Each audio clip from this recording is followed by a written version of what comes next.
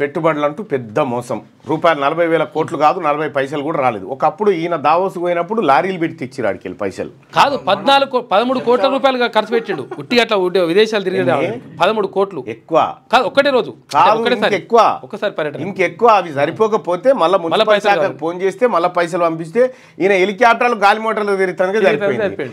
అప్పుడు మీరు అన్నారన్న శంషాబాద్ కాడికి లారీలు ట్రక్కులు పంపించవలసి వస్తుందేమో ఈయన తెచ్చే పైసలు ఏట్లేమన్నా ఏం రాలి. మీదికెళ్ళి ఏం జరిగిందంటే ఈయన దావోస్ పోయిస్తే ఈ మున్సిపల్ శాఖలో ఉన్నటువంటి 54 కోట్ల రూపాయలు అటు పోయినాయి. ఇటు వచ్చుడు తర్వాత సీఎం రేవంత్ విదేశీ పర్యటనతో ఒరిగిందేం లేదు. బీజేపీకి మద్దతుగా కాంగ్రెస్ అసలు సిస్సరు ఆర్ఎస్ఎస్ మనిషి రేవంతే రైతు భరోసా ఎత్తేస్తారు జాగ్రత్త. మీరు ఎన్నికల ముంగట ఎన్ని చెప్పిర్రు? కాంగ్రెస్ పార్టీ కోటేస్తే పింఛన్ రాదు అన్నారు, కాంగ్రెస్ పార్టీ కోటేస్తే అసలు వడ్లే కొనరని చెప్పిర్రు, పంటలే వండాయని చెప్పిర్రు, ఒక్క కథ చెప్పిర్రు. అయినా నమ్మలే మిమ్మల్ని జనం.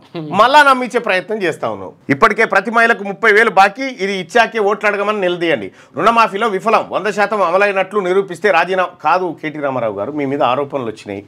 ఏది ఫార్ములా ఈ కార్ రేస్లో అవినీతి జరిగింది, నీ ఇష్టారాజ్యంగా వ్యవహారం చేసినావు, క్విడ్ ప్రోకో జరిగిందనేటువంటి ఆరోపణలు ఉన్నాయి కదా, అది తేల్చుకున్నాకనే ప్రజల్లోకి రా అట్లుండదు. అడిగిన ముత్యం లెక్క ప్రజల్లోకి రా. నీ వంటి నిండా బురద పెట్టుకొని నువ్వు మందినన్న పడితే కడుక్కొని రాపో. 37 కేసులు కాదు 370 కేసులు పెట్టినా భయపడ అంటున్నారు. మళ్ళీ 3 కోట్ల మూడో కేసుకి ఆడుకుంటాడు. లైక్ చేయండి.